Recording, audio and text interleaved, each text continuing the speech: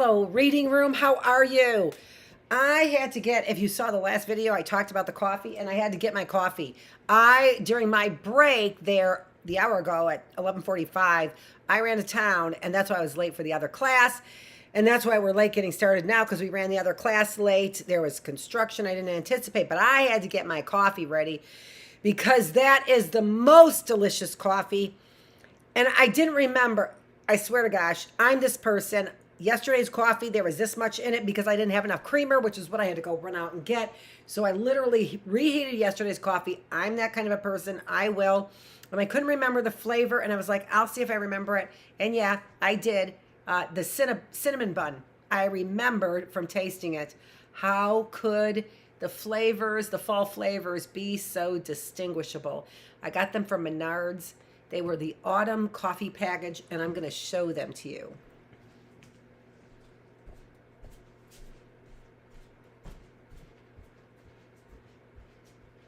While I get my coffee.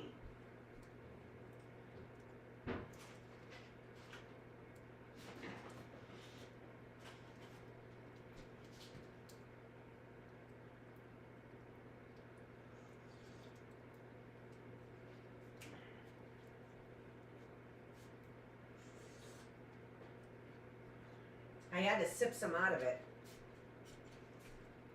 because I filled up the glass, the cup.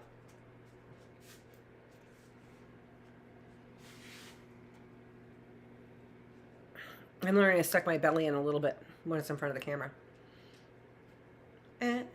Whatevs. Okay. Just because I'm remembering and I want to show you, and I talked about it in the last class. Oh, I see what I did wrong. Oh, well. So here they are. So each one of these is 1 ounce. Yes, 1 ounce of coffee. So 12 ounces between the two packages. This one I did correctly. And I'm telling you, they are filled with flavor. They don't all taste the same. They taste like what they're claiming to be. Pumpkin spice, have not had it. Vanilla nut coffee, that's the one I'm going to have next. After the one I grabbed. I'm doing it, randomly. Salted caramel coffee, haven't had it. Oh, pecan pie, I did. Delish. Each one of these packages probably will give me 2 cups of coffee. I'm going to see. I don't want to start back to the beginning until I've gotten through them all, but I had 1 cup of coffee out of each one of these, and there sure is another cup of coffee there for sure. So 2 cups of coffee, and oh, by the way, each one of my 2 cups of coffee are 2 cups of coffee, right? This is the second half of yesterday's, and the cup is full. So each one of my 2 cups of coffee, each one of my 1 cups of coffee are 2 cups of coffee. Each one of these give me my 2 cups of coffee, which is 4 cups of coffee. Min. I said min because I didn't want to take all the time to say minimum. Minimum. Min. Min. Okay.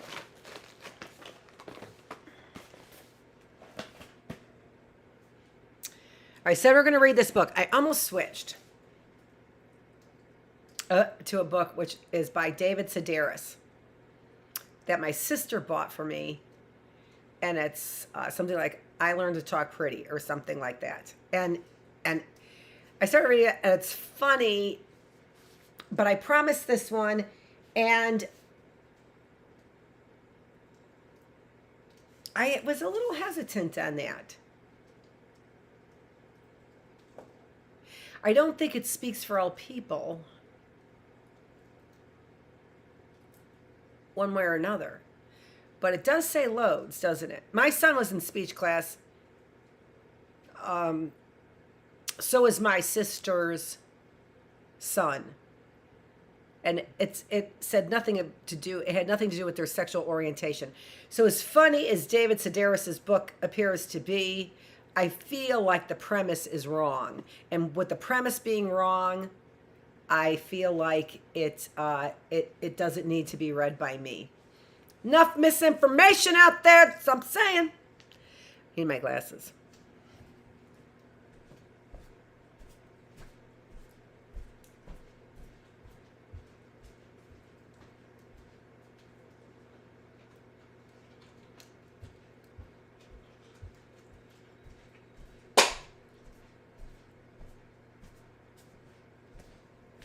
I also got the orange lights for my things, although I had to wait. The woman there at Menards was really helpful. The male white man over there, male white man. That's a little redundant. He was his usual stupid.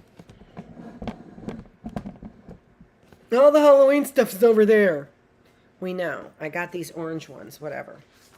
Probably got the orange. Honest to gosh, I probably got them at the dollar store.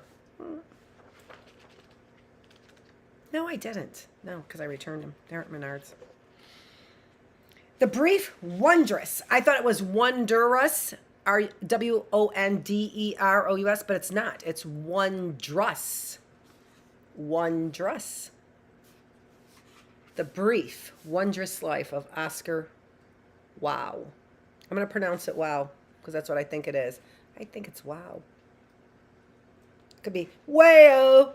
I don't think that's it, though. Do you, Oscar? I don't think that's it.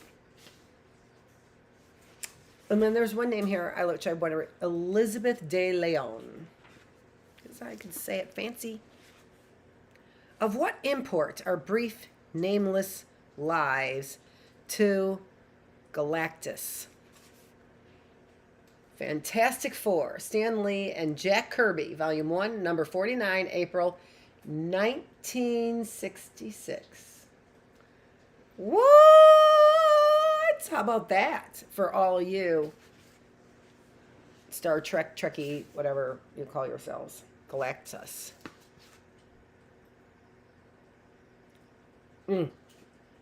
I have not even opened up this book at all because I would have known I would have loved it already. I could say Elizabeth de Leon. I like saying that. Lucy is eating the sticks. Stop. In your basket. You have food over there. That's not food. No. Go.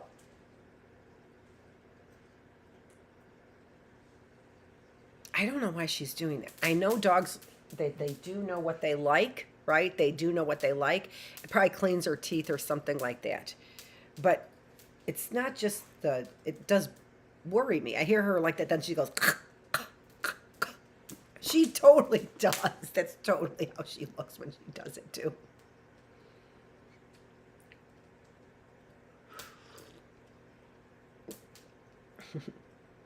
I just watch myself. I enjoy sometimes watching myself right there. I do. I was like...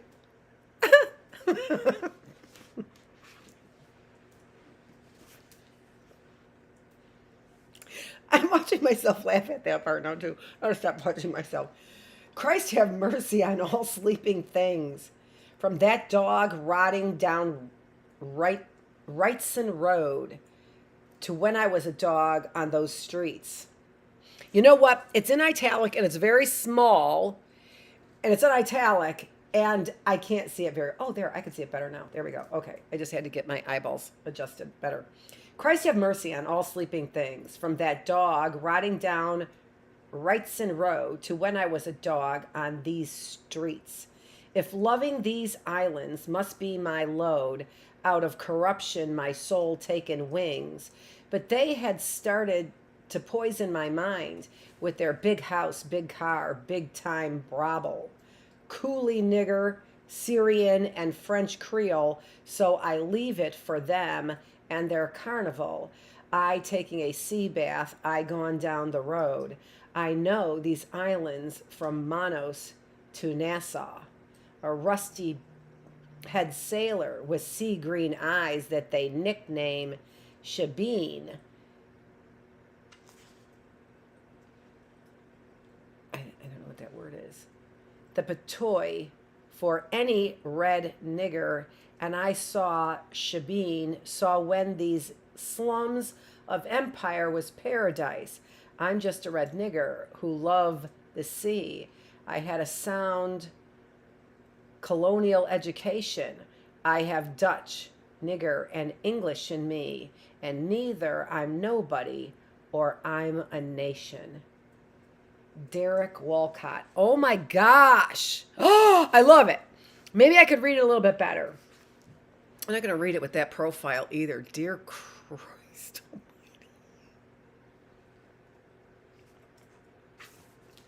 I'm 58. Blow me. Christ have mercy on all sleeping things, from that dog rotting down Wrightson Road to when I was a dog on these streets. If loving these islands must be my load, out of corruption my soul takes wings. But they had started to poison my soul with their big house, big car, big time, bobbable, coolie, nigger, Syrian, and French Creole. So I leave it for them and their carnival. I taking a sea bath, I gone down the road. I know these islands from Manos to Nassau. A rusty head sailor with sea green eyes that they nickname Shabeen. The patois for angry red nigger, and I, Shabeen, saw when these slums of empire was paradise. I'm just a red nigger who loved the sea. I had a sound colonial education. I have Dutch, nigger, and English in me, and either I'm nobody or I'm a nation. Derek Walcott. They say it came from Africa, carried in the screams of the enslaved, that it was the death bane of the Tainos, Tainos, uttered just as one world perished and another began, that it was a demon drawn into creation through the nightmare door that was cracked open in the Antilles. Fuku Americanus, or more colloquially, Fuku, generally a curse or a doom of some kind, specifically the curse of the doom, wait for it, of the New World. Also called the Fuku. That just sounds like fuck you, doesn't it? I'm sorry, but I just think, reading between the lines, that's exactly what it is, right? Tainos uttered just as one word perished and another began, that it was a demon drawn into creation through the nightmare door that was cracked open in Antilles. Fuku Americanas, or more colloquial, Fuku. Generally a curse, they already told you, or a doom of some kind, specifically the curse of the doom of the New World, also called the Fuku of the Admiral, because the Admiral was both its midwife and one of its great European victims. Despite discovering the New World, the Admiral died miserable and syphilitic. He had syphilis. Hearing divine voices. In Santo Domingo, the land he loved best, what Oscar at the end would call the ground zero of the New World. The Admiral's very name has become synonymous with both kinds of Fuku, little and large. To say his name aloud, or even to hear it, is to invite calamity on the heads of you and yours. No matter what its name or provenance, it is believed that the arrival of Europeans on Hispaniola unleashed the Fuku on the world, and we've all been in the shit ever since. Santo Domingo might be Fuku's kilometer zero, its port of entry, but we are all of us its children, whether we know it or not. But the Fuku ain't just ancient history, a ghost story from the past with no power to scare. In my parents' day, the Fuku was real as shit, something your everyday person could believe in. Everybody knew someone who'd been eaten by a Fuku, just like everybody knew somebody who worked up in the Palacio. It was in the air, you could say, though, like all the most important things on the island, not something folks really talked about, but in those elder days, Fuku had it good. It even had a hype man of sorts, a high priest, you could say.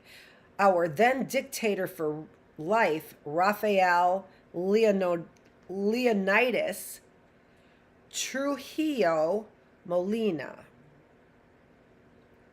Now there's a footnote here, okay?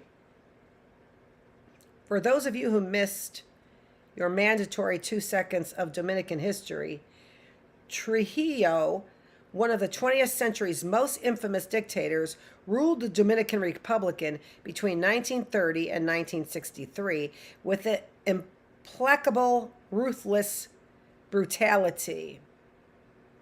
A portly, sadistic, pig-eyed mulatto, sounds like Pat Feravich, who bleached his skin, which reminds me of Conan O'Brien, wore platform shoes, and had a fondness for Napoleon-era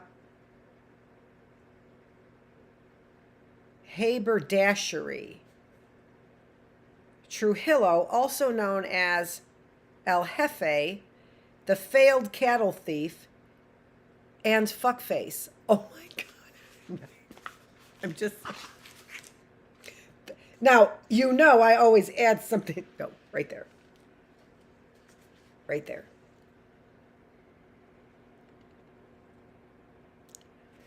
This book is speaking my language.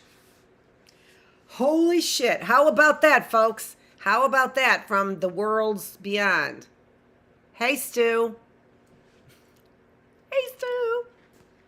I'm reading your book, and it is a great time for me to read it, isn't it?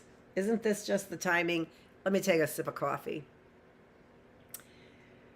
I am enjoying life.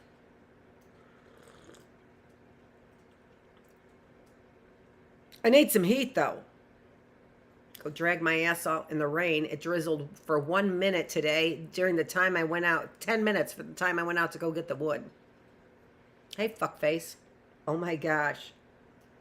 Oh, my gosh. I am going to just revel in that for a minute. I started saying about the Feraviches as a joke. And then they call him fuckface. Oh, my God. Because he's got that demon face.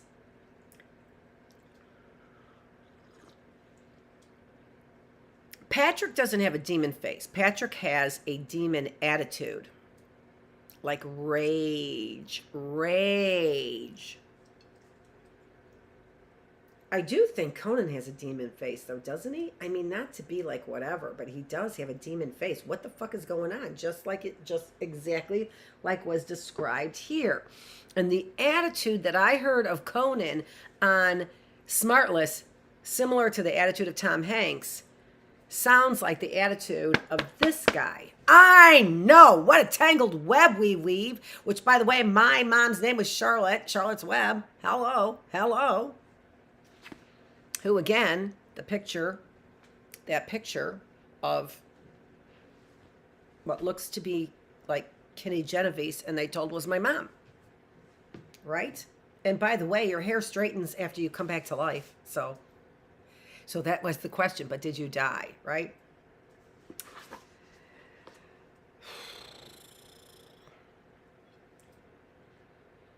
I was going to say this. Taking a little break on that little note right there of the fuckface note. I was going to say this to you as soon as I got on. And that was this. I don't know. I gave you the sort of tangible reason why I believe that I did, and that was the morgue, right? But the feeling inside of me, from what I know about Scripture, I would have to say, yes, I did.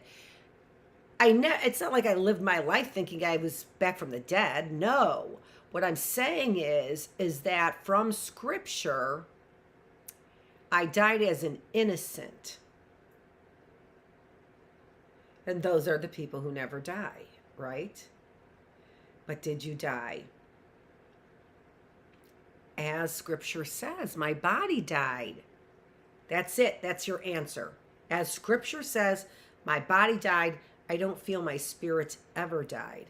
I don't feel like I Oh my gosh, I was going to come on here and say the exact opposite and of what's just coming out of my mouth. As a spirit, my spirit never died. That's the answer to the question. My body died.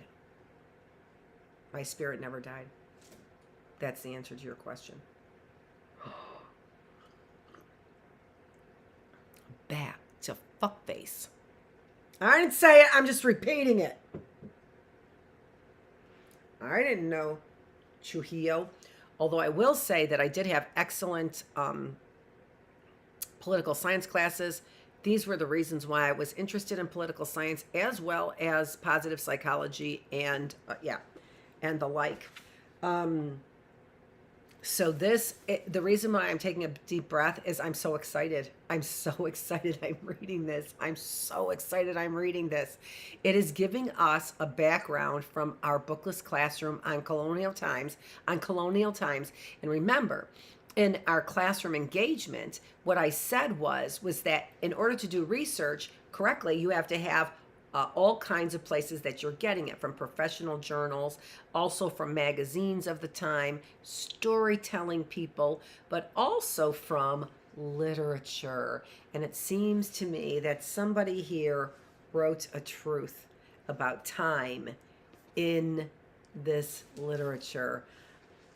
The Americanas, Fuku Americanas, coming into Hispaniola, which we know is the Dominican Republic on one side, and on the other side is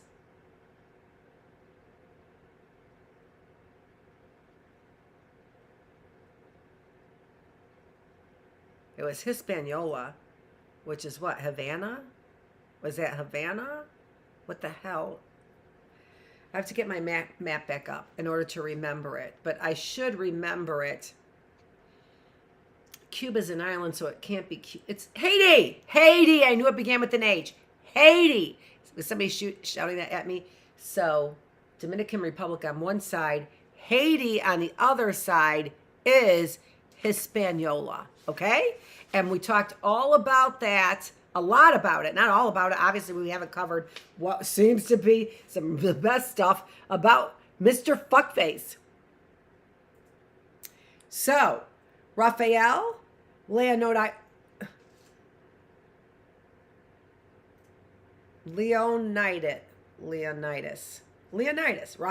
Leonidas Trujillo Molina. Okay, so Fuckface came to control nearly every aspect of the Dominican Republic's political, cultural, social, and economic life. Hey, who's Fuckface now? Trump. We're going to call him. Oh, woo! See how we bring this to today? I'm reading this. Here, it's the book. It's the book. It's the book. I didn't ring down. Woo! I didn't read. Woo! Trump. No, I didn't read that. That was my interjection. That was a way low. It came down. Interjection. That was better. I know. Just keep criticizing me. Don't criticize the message deliverer. We call that the messenger.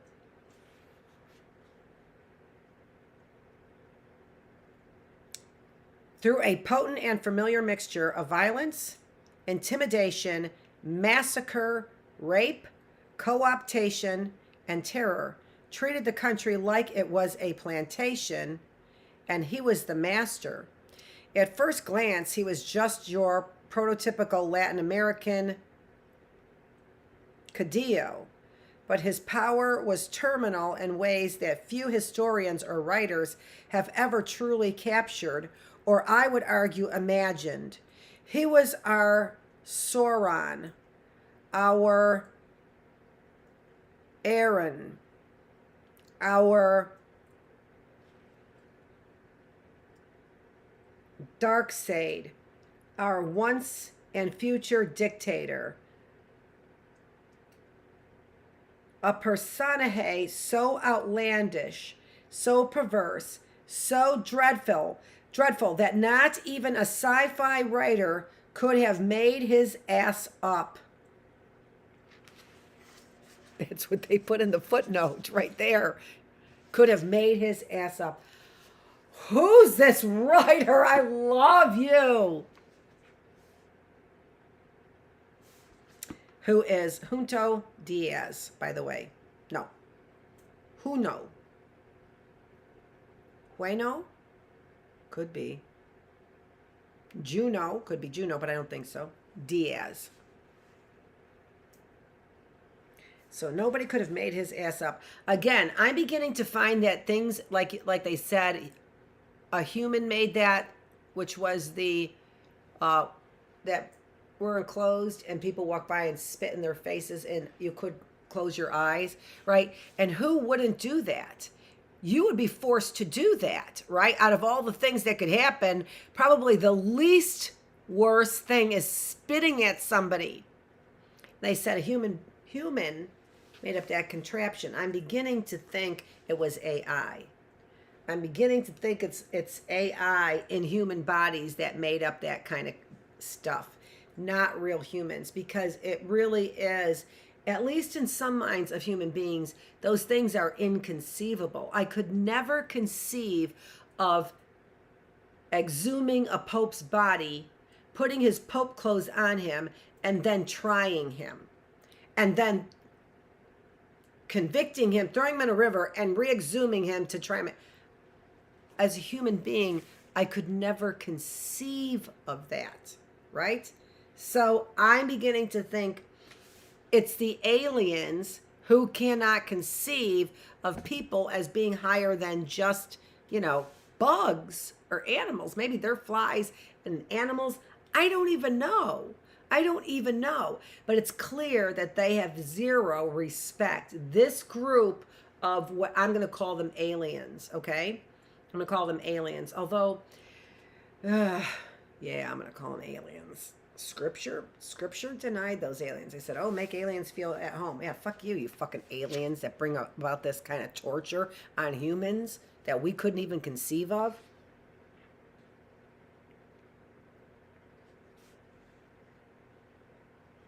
So the names of he was our Sauron, our Aaron, our Darkseid, our once and future dictator.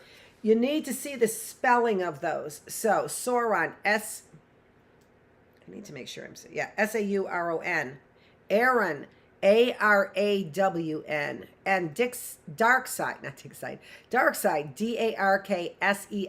Darkseid, right? Darkseid, I'm sorry. So there's the spelling right there of all of those names, who they were considered, but the one I understood was a persona is what they say. So outlandish, so perverse, so dreadful, and not even a sci-fi writer could have made his ass up. Famous for changing all the names and all the landmarks in the Dominican Republic to honor himself, Pico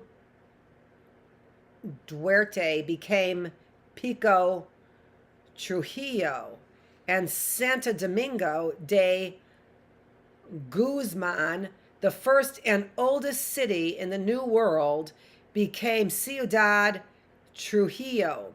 For making ill monopolies out of every slice of the national patrimony, which quickly made him one of the wealthiest men on the planet, for building one of the largest militaries in the hemisphere. Dude had bomber wings, for fuck's sake.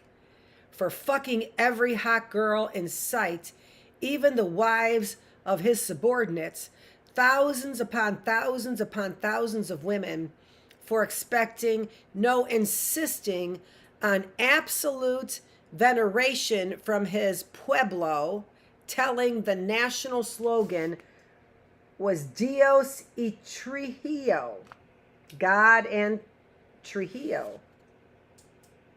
Oh my gosh. What's Trujillo? Well, tree is three. What's Trujillo? Sounds like Trinity to me. I'll look it up.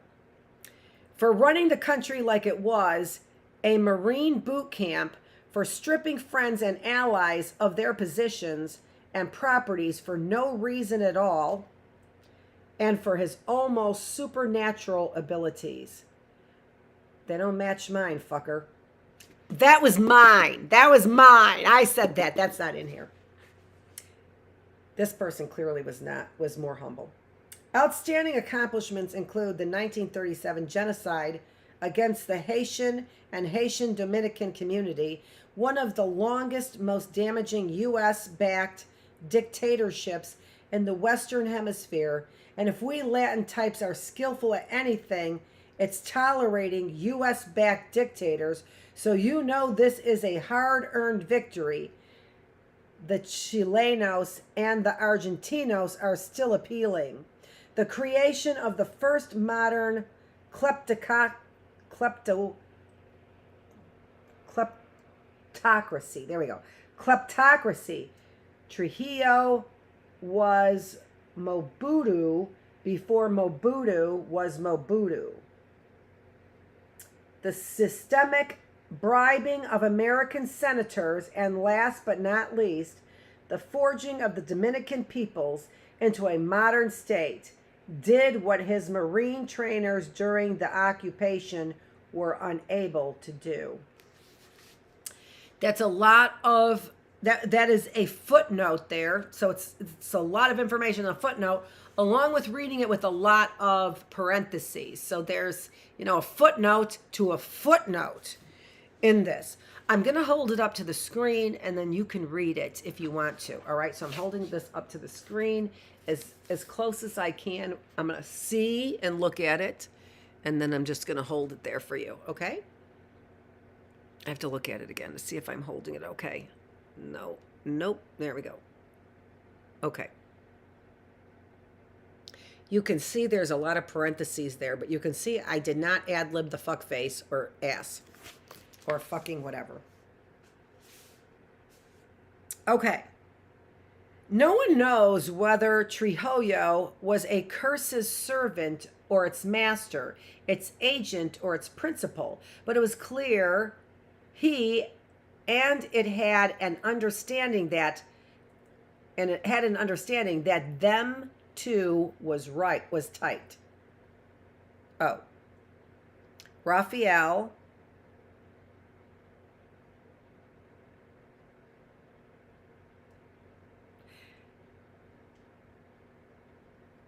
and the curse's servant. Wait, no. I need to get who the two was tight. I also need to know what a kleptocracy is, too.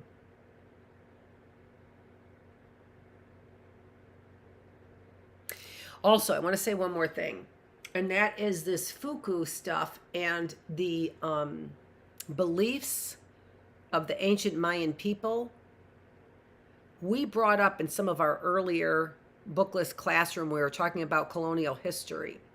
So we knew and speculated on the reasons for the Aztecs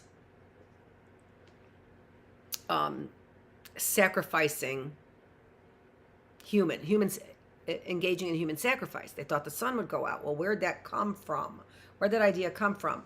And there was a lot of witchcraft and voodoo and misinformation about the spirit world that seemed to be going on at this time.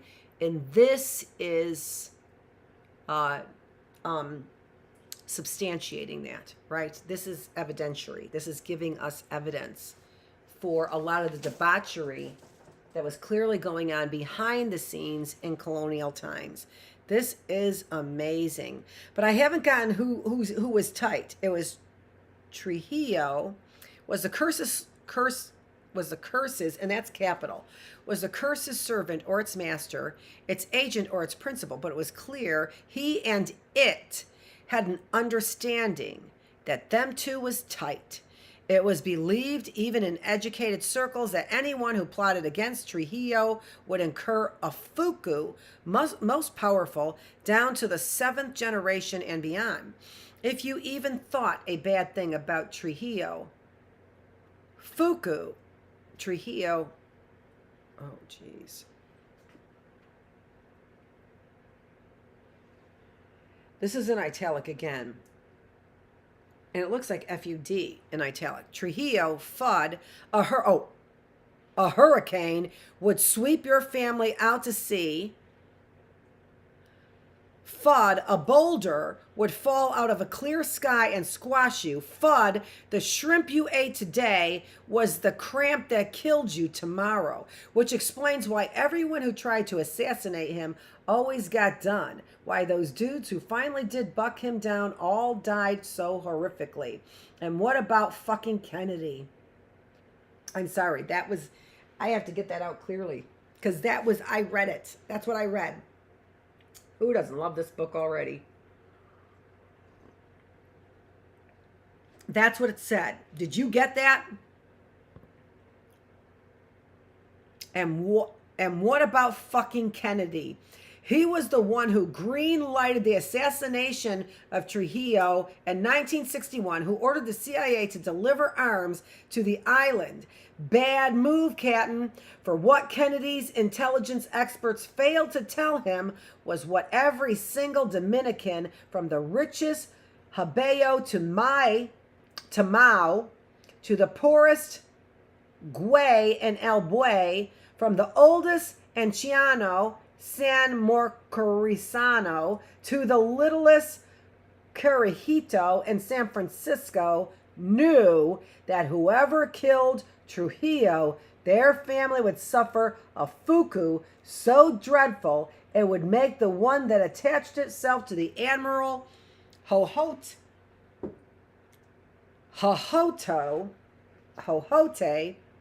in comparison. All right, I know I slaughtered the Espanol, but not as bad as some people, because I could say Espanol. Are you getting that? Okay, so what's Foku? What is Fuku? You're fucked. You're fucked. You're getting Trujillo's curse. Kennedy killed Trujillo, and he got Trujillo's Fuku curse.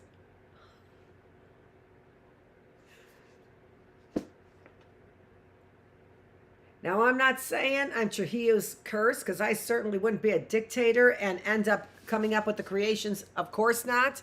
I'm the curse that's coming back at Trujillo. He thought he had the fucking power. He didn't have the fucking power. I'm your curse. I'm your curse, you Fuku Americanas. I'm your Fuku. You're fucked. And I'm not even saying.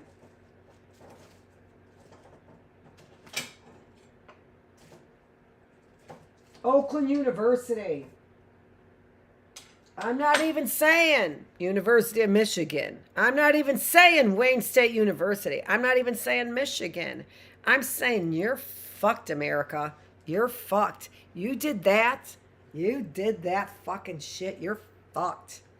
And oh, by the way, thanks, Catholic Church, because we all knew who sent them. You're fucked. Let's read how fucked they are.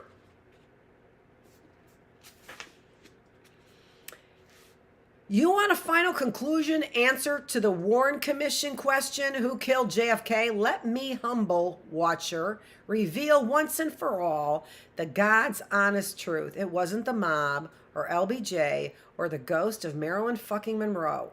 I'm reading it. It wasn't aliens or the KGB or a lone gunman. It wasn't the Hunt brothers of Texas or Lee Harvey or the Trilateral Commission. It was Trujillo. It was Fuku. Where in Coñanzo do you think the so-called curse of the Kennedy comes from. How about Vietnam? Why do you think the greatest power in the world lost its first war to a third world country like Vietnam? I mean, Negro, please. It might interest you that just as the U.S. was ramping up its involvement in Vietnam, LBJ launched an illegal invasion of the Dominican Republic, April 28, 1965. Santo Domingo was Iraq before Iraq was Iraq. A smashing military success for the U.S., and many of the same units and intelligence teams that took part in the democratization of Santo Domingo were immediately shipped off to Saigon. What do you think these soldiers, technicians, and spooks carried with them in their rucks, in their suitcases, in their shirt pockets, on their hair inside their nostrils, caked up around their shoes? Just a little gift from my people to America, a small repayment for an unjust war. That's right, folks. Fuku. Which is why it's important to remember Fuku doesn't always strike like lightning. Sometimes it works patiently, drowning a nigger by degrees, like with the Admiral or the U.S. in patties outside of Saigon. Sometimes it's slow and sometimes it's fast. It's doomish in that way. Makes it harder to put a finger on, to brace yourself against. But be assured, like Darkseid's Omega effect, like Morgoth's Bane, no matter how many turns and digressions this ship might take, it always, and I mean always, gets its man. Okay. There are two footnotes here I want to get to. Number 2. I didn't see number 2.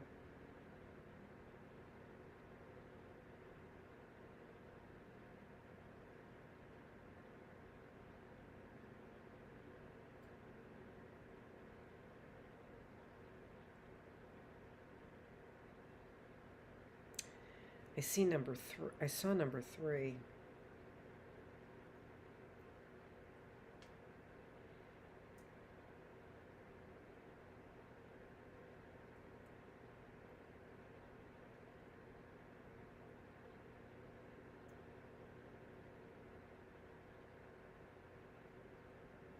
Oh, there we go. Curse of the Kennedys. I have to get my magnifying glass. Hold on just a minute. I'm sorry. But this is so exciting. Who knew we were going to discover this mystery? Holy shit.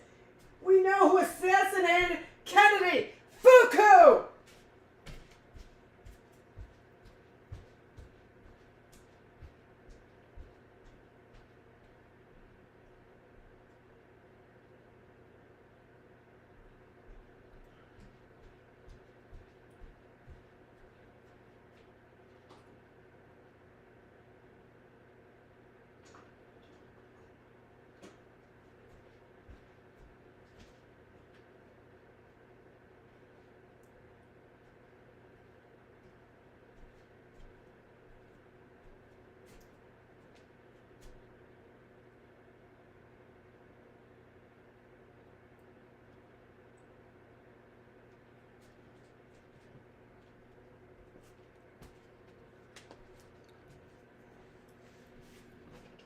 Okay.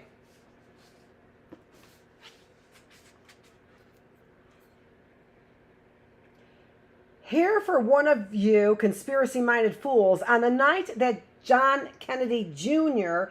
and Carolyn Bessette and her sister Lauren went down in their Piper Saratoga, John's father's favorite domestic, Providentia Paredes Dominica, was in Martha's Vineyard cooking up for John his favorite dish, chicharron de pollo, but Fuku always eats first, and it eats alone.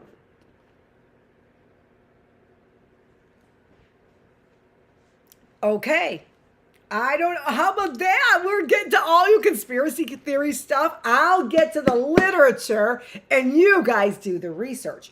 Number 3 was on Dark Seed's Omega Effect, like Morgoth's Bane. I am the elder, quote, I am the elder king, Melkor, first and mightiest of all the Valor, who was before the world and made it. The shadow of my purpose lies upon Arda, and all that is in it bends slowly and surely to my will. But upon all whom you love, my thought shall weigh as a cloud of doom, and it shall bring them down into darkness and despair. Wherever they go, evil shall rise. Whenever they speak, their words shall bring ill counsel. Whatsoever they do shall turn against them. They shall die without hope, cursing both life and death. Okay, so that is Darkseid's Omega Effect. No, that's Morgoth's Bane. No matter how many turn and digressions this ship might take, it always, and I mean always, gets its man. Whether I believe in what many have described as the Great American Doom is not really the point. You live as long as I did in the heart of Fuku country. You hear these kinds of tales all the time. Everybody in Santo Domingo has a Fuku story knocking around in their family. I have 12 daughter uncle uncle in the Cibao who believed that he'd been cursed by an old lover never to have male children. I have a tia, an aunt, who believed she'd been denied happiness because she'd laughed at a rival's funeral. Fuku. My paternal abuelo, uncle, believes that disaster was Trujillo's payback to the pueblo that betrayed him. Fuku. It's perfectly fine if you don't believe in these superstitions. In fact, it's better than fine. It's perfect, because no matter what you believe, Fuku believes in you. Holy shit. Why do I feel like the bringer of Fuku? I don't know. A couple weeks ago, while I was finishing this book, I posted the thread Fuku on the DR1 forum just out of curiosity. These days, I'm nerdy like that. The talkback blew the fuck up. You should see how many responses I've gotten. They just keep coming, and not just from domos. The Puerto Rocks want to talk about fufus, and the Haitians have some shit just like it. There are a zillion of these Fuku stories. Even my mother, who almost never talks about Santo Domingo, had started sharing hers with me. As I'm sure you've guessed by now, I have a Fuku story too. I wish I could say it was the best of the lot, Fuku number one, but I can't. Mine ain't the scariest, the clearest, the most painful, or the most beautiful. It just so happens to be the one that's got its fingers around my throat. I'm not entirely sure Oscar would have liked this designation, Fuku story. He was a hardcore sci-fi fantasy man, believed that was the kind of story we were all living in. He'd ask, what more sci-fi than the Santo Domingo? What more fantasy than the Antilles? But now that I know, I think it's Antilles though, because LL is Y. So we say Antilles, I think it's Antilles. But now that I know how it all turns out, I have to ask in turn, what more Fuku? One final note, Toto. Before Kansas goes bye-bye traditionally in Santo Domingo, anytime you mention or overheard the Admiral's name or anytime a Fuku reared its many heads, there was only one way to prevent disaster from coiling around you, only one surefire counterspell that would keep you and your family safe. Not surprising, it was a word, a simple word, followed usually by a vigorous crossing of the index finger. Zafa, Z-A-F-A. It used to be more popular in the old days, bigger, so to speak, with Macondo than in Macondo, M-A-C-O-N-D-O, than in M-C-O-N-D-O. There are people, though, like my Tio Miguel in the Bronx who still Zaffa everything. He's old school like that. If the Yanks commit an error in the late innings, it's Zaffa. If somebody brings shells in from the beach, it's Zaffa. If you serve a man's parcha, it's Zaffa. 24-hour Zaffa in the hope that the bad luck will not have had time to cohere. Even now, I write these words. I wonder if this book ain't a Zaffa of sorts, my very own counterspell. And you know what that Zaffa is, right? That's the Zaffa. So isn't that interesting? So that was, I don't know. There's nothing, no title on that. So here's chapter 1. Ghetto Nerd at the End of the World, 1974 to 1987.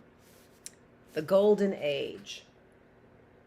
Our hero was not one of those Dominican cats everybody's always going on about. He wasn't no home run hitter or a fly bachatero, not a playboy with a million hots on his jock. And except for one period early in his life, dude never had much luck with the females. How very un-Dominican of him. He was 7 then.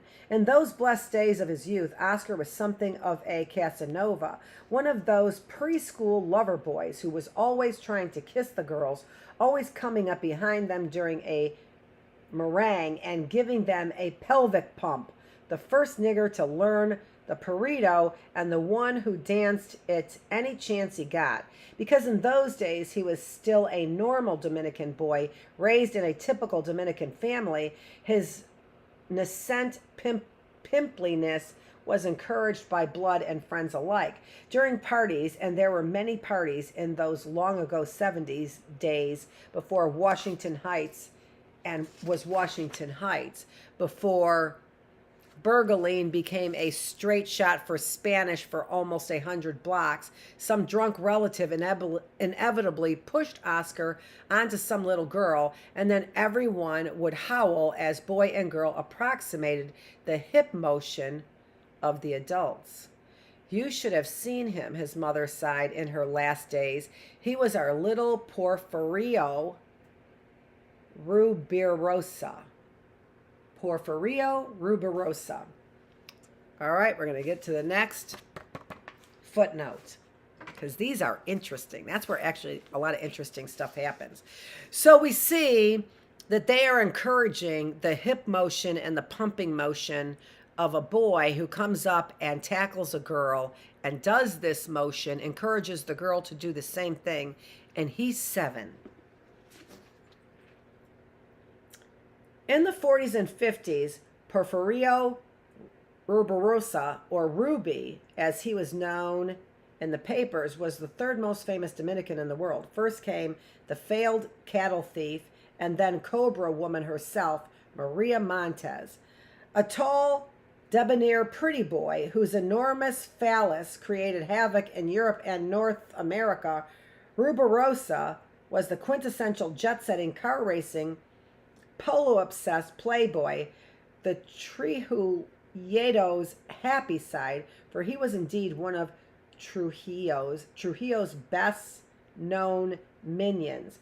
A part-time former model and dashing man about town, Rubirosa famously married Trujillo's daughter, Flor de Oro. What's Oro? I can't remember, but Flower of Oro. In 1932, and even though they were divorced 5 years later in the year of Haitian genocide, Homeboy managed to remain in El Jefe's good graces throughout the regime's long run. Unlike his ex-brother-in-law, Ramphis, to whom he was frequently connected, Rubirosa seemed incapable of carrying out many murders. In 1935, he traveled to New York to deliver El Jefe's death sentence against the exile leader Angel Morales, but fled before the botched assassination could take place. Ruby was the original Dominican player, fucked all sorts of women, Barbara Hutton, Doris Duke, who happened to be the richest woman in the world, the French actress Danielle Duro, and Zsa Zsa Gabor, to name but a few.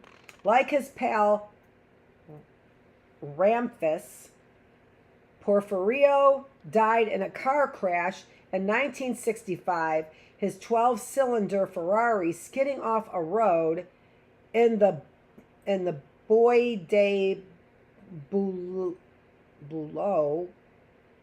Hard to overstate the role cars play in our narrative. Who else did I just come across that was killed in a car crash too?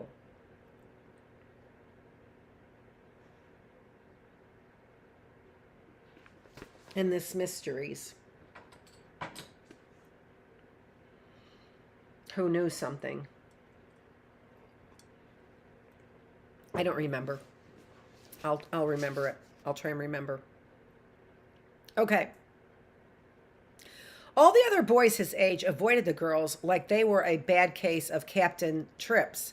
Not Oscar. The little guy loved himself, the females, had girlfriends galore. He was a stout kid heading straight to fat, but his mother kept him nice in haircuts and clothes, and before the proportions of his head changed, he'd had these lovely flashing eyes and these cute-ass cheeks visible in all his pictures. The girls, his sister Lola's friends, his mother's friends, even their neighbor, Mary Kalan, a 30-something postal employee who wore red on her lips and walked like she had a bell for an ass, all purportedly fell for him. A grown woman falling for a 7-year-old. Ese mustacho, está bueno. Ese muchacho está bueno. Did it hurt that he was earnest and clearly attention deprived? He was earnest and clearly attention deprived. Not at all. In the DR during summer visits to his family digs in Bani, he was the worst, would stand in front of Nina Inca's house and call out to passing women, "Tu eres guapa," until a Seventh-day Adventist complained to his grandmother and she shut down the hip parade lickety-split. Muchacho del Diablo, this is not a cabaret.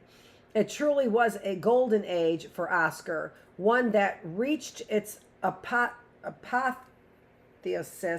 in the fall of the 7th year when he had 2 little girlfriends at the same time, his first and only menage a trois, with a Maritza Chacon and Olga Polanco. Maritza was Lola's friend, long-haired and prissy, and so pretty she could have played young Deja Thoris. Olga, on the other hand, was no friend of the family. She lived in the house at the end of the block that his mother complained about because it was filled with Puerto Ricans who were always hanging out on their porch drinking beer. What they couldn't have done in the they couldn't have done that in Cuomo? Oscar's mom asked crossly. Olga had like 90 cousins, all who seemed to be named Hector or Louis or Wanda. Luis or Wanda. And since her mother was una maldita borracha, to quote Oscar's mom, Olga smelled on some days of ass, which is why the kids took to calling her Mrs. Peabody. Mrs. Peabody or not, Oscar liked how quiet she was, how she let him throw her to the ground and wrestle with her. The interest she showed in the Star Trek dolls. Maritza was just plain beautiful, no need for motivation there, always around too, and it was just a stroke of pure genius that convinced him to kick it to them both at once. At first he pretended that it was his number one hero, Shazam, who wanted to date them, but after they agreed, he dropped all pretense.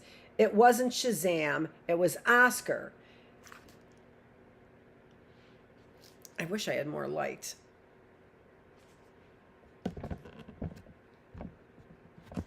Oops, I don't need it there.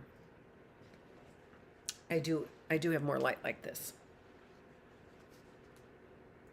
There were more innocent days, so their relationship amounted to standing close to each other at their bus stop, some undercover hand-holding, and twice kissing on the cheeks very seriously, first Maritza, then Olga, while they were hidden from the street by some bushes. Look at that little macho, his mother's friend said. Que hombre. What a man. The threesome only lasted a single beautiful week. One day after school, Maritza cornered Oscar behind the swing set and laid down the law. It's either her or me. Oscar held Maritza's hand and talked seriously and at great length about his love for her and reminded her that they had agreed to share. But Maritza wasn't having any of it. She had 3 older sisters, knew everything she needed to know about the possibilities of sharing. Don't talk to me no more unless you get rid of her. Maritza, with her chocolate skin and narrow eyes, already expressing the Olga energy that she would chop at everybody with for the rest of her life. Oscar went home, morose to his pre-Korean sweatshop era cartoons, to the Herculoids and Space Ghost. What's wrong with you? His mother asked. She was getting ready to go to her second job, the eczema on her hands looking like a messy meal that had set. When Oscar whimpered, "Girls, Mom," and Leon nearly exploded. "Girls," Mom de Leon nearly exploded. "Tu ta llorando por una muchacha." She hauled Oscar to his feet by his ear. "Mommy, stop it," his sister cried. "Stop it." She threw him to the floor. "Dale un gallertazo," she panted. "Then see if the little puta respects you." If he'd been a little different, nigger, he might have considered the gallets. I don't know what that is. Galletazo. See, they're speaking some Espanol. Galletazo. It wasn't just that he didn't have no kind of father to show him the masculine ropes. He simply lacked all aggressive and martial tendencies. Unlike his sister, who fought boys and packs of Morena girls who hated her thin nose and straightish hair, Oscar had like 0 combat rating. Even Olga and her toothpick arms could have stomped him silly. Aggression and intimidation out of the question. So he thought it over. Didn't take him long to decide. After all, Maritza was beautiful and Olga was not. Olga sometimes smelled like pee and Maritza did not. Maritza was allowed over their house and Olga was not. A Puerto Rican. Oh, they didn't capitalize it. They're not capitalizing, which is interesting to me, to not have ethnicities capitalized. I've seen this. I saw that in the fall as well. So not capitalizing ethnicities to not make them stand out as if they're more important than others. Puerto Ricans over there. A Puerto Rican over here? His mother scoffed. Llamas. His logic as close to the yes-no math of insects as a nigger could get. He broke up with Olga the following day on the playground.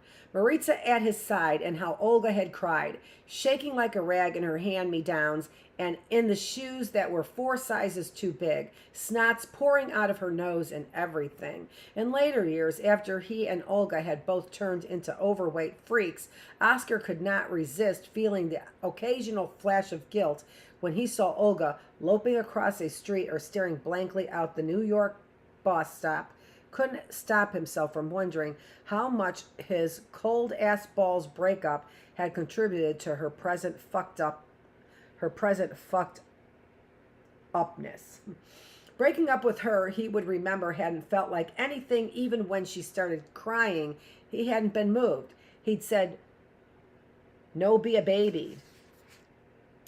What had hurt, however, was when Maritza dumped him. Monday, after he'd fed Olga to the dogs, he arrived at the bus stop with his beloved Planet of the Apes lunchbox, only to discover beautiful Maritza holding hands with butt ugly Nelson Pardo, who looked like Chaka from Land of the Lost. Oh, I used to watch that. Nelson Pardo, who was stupid, he thought. The moon who was so stupid he thought the moon was a stain that God had forgotten to clean. He'll get to it soon, he assured his whole class. Nelson Pardo, who would become the neighborhood B&E expert before joining the Marines and losing 8 toes in the first Gulf War. At first, Oscar thought it a mistake. The sun was in his eyes. He'd not slept enough the night before. He stood next to them and admired his lunchbox, how realistic and diabolical Dr. Zeus looked, but Maritza wouldn't even smile at him, pretended he wasn't there. We should get married, he said. We should get married, she said to Nelson, and Nelson grinned moronically, turning up the street to look for the bus. Oscar had been too hurt to speak. He sat down on the curb and felt something overwhelming. He felt something overwhelming surge up in his chest, scared the shit out of him, and before he knew it, he was crying. When his sister Lola walked over and asked him what was the matter, he'd shaken his head. Look at the Mariconcito, somebody snickered. Somebody else kicked his beloved lunchbox and scratched it right across the General Urco's face. When he got up the bus, still crying, the driver, a famously reformed PCP addict, had said, "Christ, don't be a fucking baby." How bad the breakup affected Olga. How had the breakup affected Olga? What he really was asking was, how had the breakup affected Oscar? It seemed to Oscar that from the moment Maritza dumped him, shazam, his life started going down the tubes. Over the next couple of years, he grew fatter and fatter. Early adolescence hit him especially hard, scrambling his face into nothing you could call cute, splotching his skin with zits, making him self-conscious, and his interest in genres, which nobody had said boo about before, suddenly became synonymous with being a loser with a capital L. Couldn't make friends for the life of him, too dorky, too shy, and if the kids from his neighborhood are to be believed, too weird. Had a habit of using big words he had memorized only the day before. He no longer went anywhere near the girls because at best they ignored him. At worst they shrieked and called him a gordo asqueroso. He forgot his perito, forgot the pride he felt when the women in the family had called him hombre. Did not kiss another girl for a long time, as though almost everything he had in the girl department had burned up that one fucking week. Not that his girlfriends fared much better. It seemed that whatever bad no-love karma hit Oscar hit them too. By 7th grade, Olga had grown huge and scary. A troll gene in her somewhere, started drinking 151 straight out of the bottle, and was finally taken out of school because she had a habit of screaming "Natas" in the middle of homeroom. I scream in the middle of my classroom, "Hildago!" So I kind of get you, Olga. Even her breasts, when they finally emerged, were floppy and terrifying. Once on the bus, Olga had called Oscar a cake eater, and he'd almost said, "Look who's talking, puerca," but he was afraid that she would rear back and trample him. His cool index, already low, couldn't have survived that kind of paliza. Would have put him on par with the handicapped kids and with Joe Loca Rotundo, who was famous for masturbating in public. My gosh, what a disturbed group of people.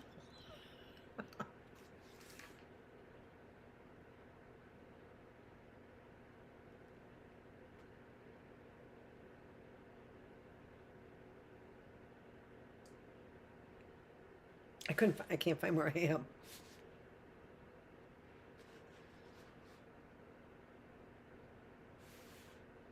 There it is. I don't want to stop reading. And the lovely Marisa Carcone, the hypotenuse of our triangle, how had she fared?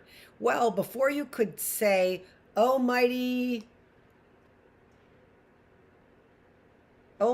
Isis, Maritza blew up into the flyest guapa in Patterson, one of the queens of New Peru. Since they stayed neighbors, Oscar saw her plenty. A ghetto Mary Jane, hair as black and lush as a thunderhead, probably the only Peruvian girl on the planet with pelo curlier than his sisters.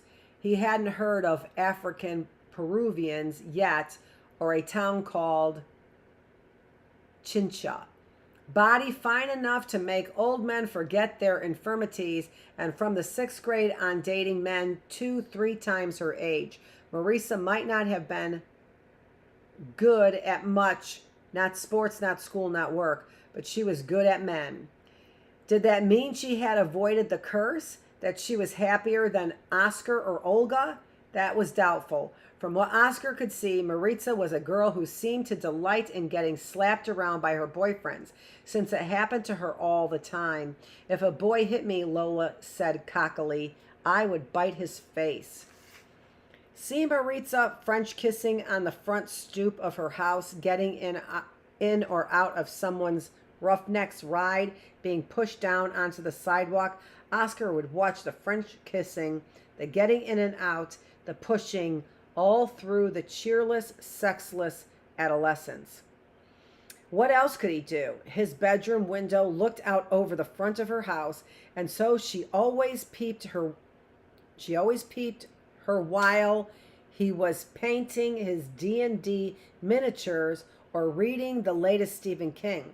The only things that changed in those years were the models of the car, the size of Maritza's ass, and the kind of music vaulting out the car speakers.